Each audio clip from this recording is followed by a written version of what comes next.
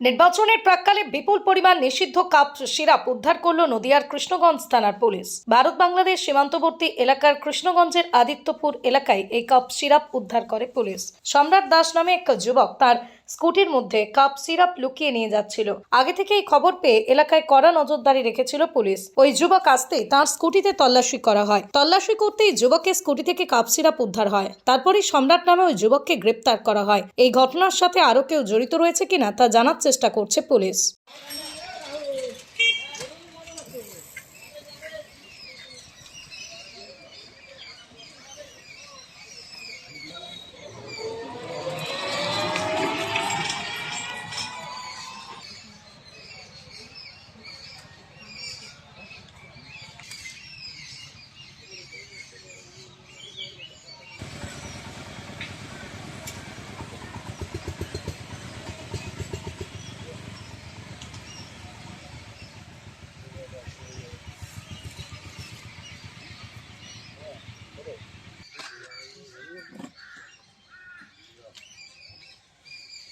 তারপরে ফিডব্যাক শুরু হয়ে গেছে।